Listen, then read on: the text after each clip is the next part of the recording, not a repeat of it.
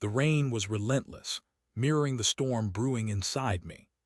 Alistair, a 44-year-old architect in Seattle, had always prided myself on my ability to design structures that were both beautiful and strong, foundations that could weather any storm.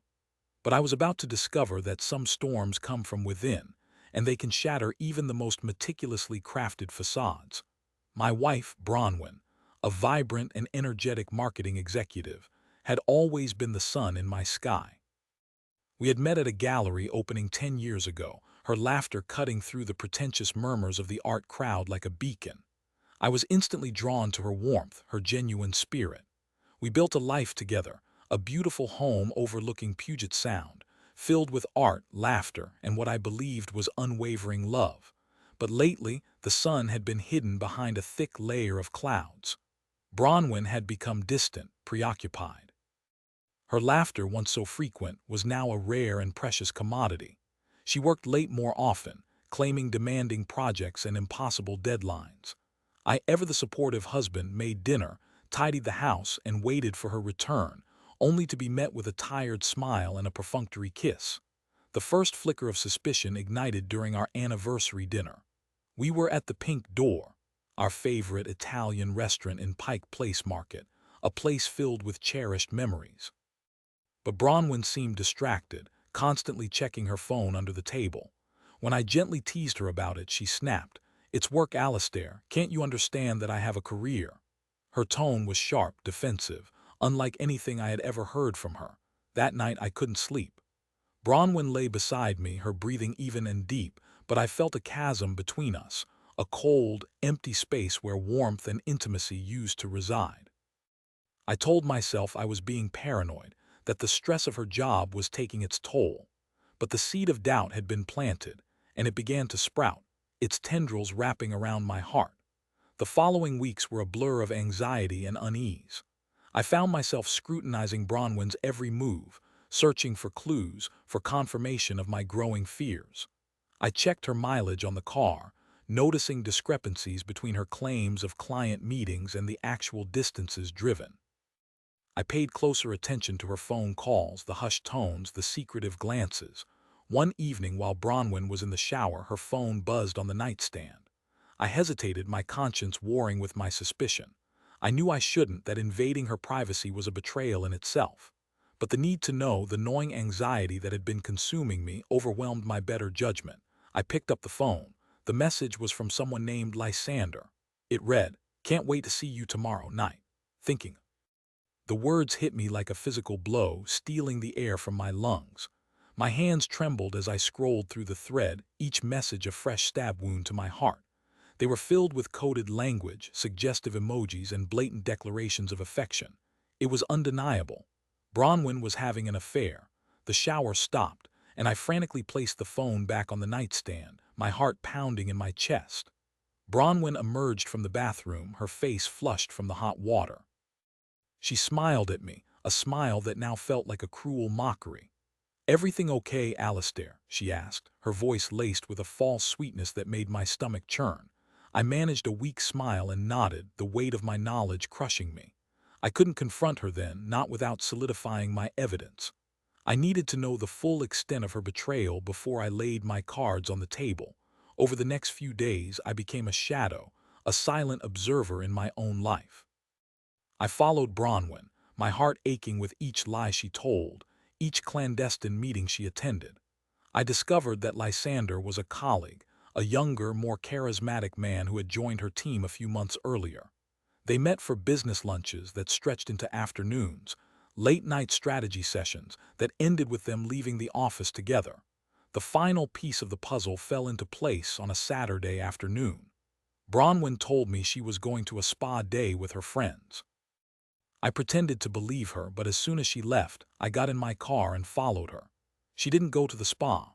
She drove to a secluded cabin in the woods, a place I later learned she and Lysander had been using for their trysts. I parked my car a safe distance away and walked through the trees, my heart pounding with a mixture of rage and despair. I approached the cabin, the sound of laughter and music drifting through the open windows. I peered inside, and what I saw shattered the last vestiges of my faith in Bronwyn. She was there in Lysander's arms, kissing him passionately. They were laughing, touching, completely oblivious to the world outside. It was a scene of intimacy and affection, a scene that belonged to me, a scene that she had stolen and given to another man. I stumbled back, my legs weak, my vision blurred. I felt like I had been punched in the gut, the air knocked out of me. I couldn't breathe, couldn't think, couldn't feel anything but a searing pain that consumed my entire being.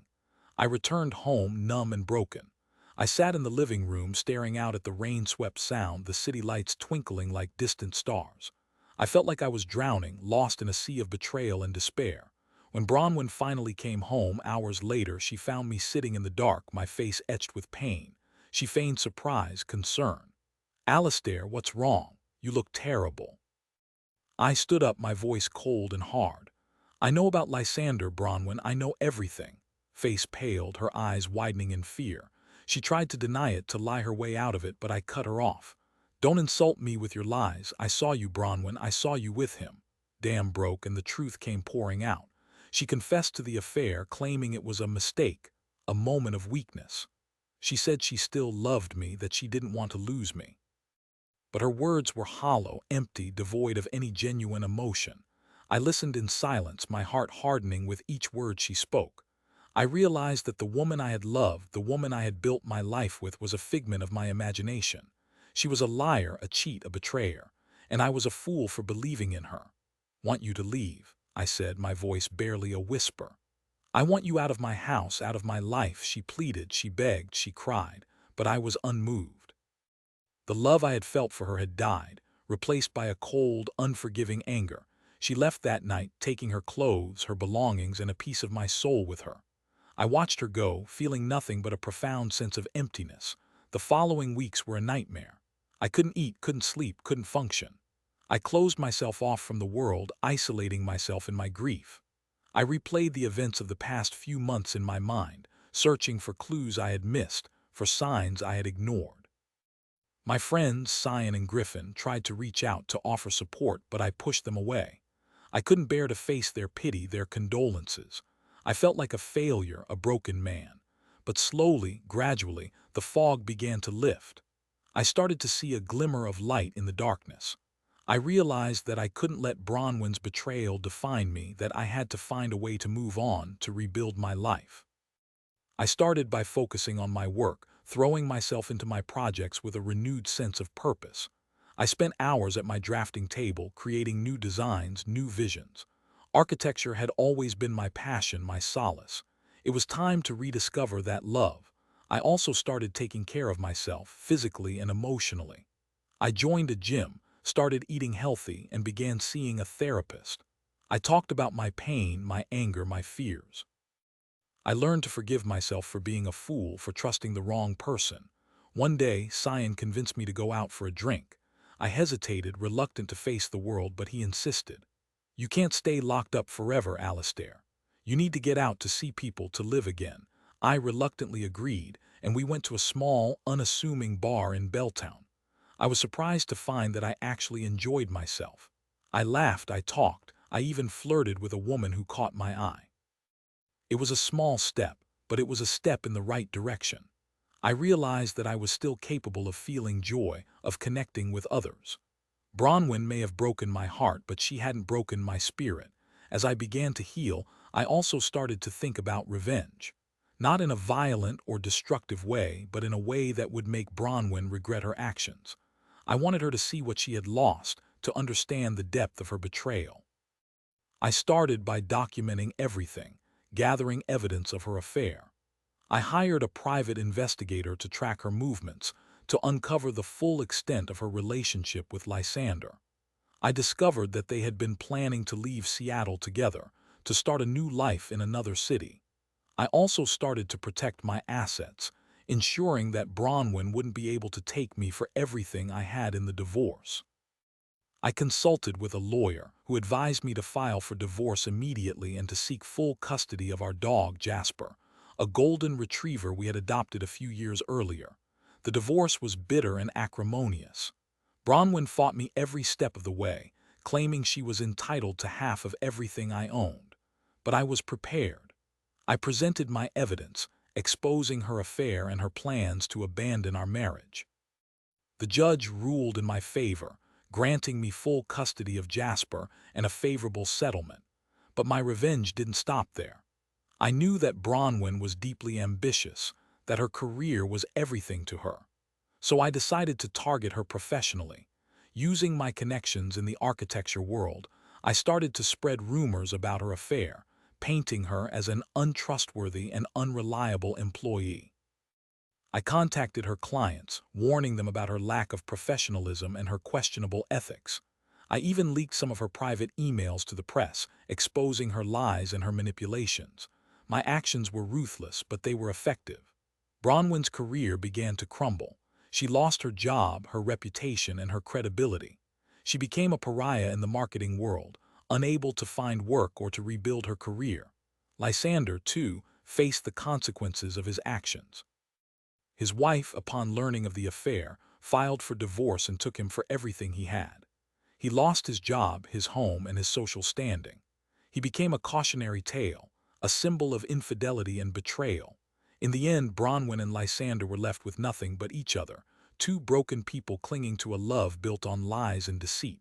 I, on the other hand, emerged from the ashes stronger and more resilient than ever before. I had lost my wife, my home, and my faith in love.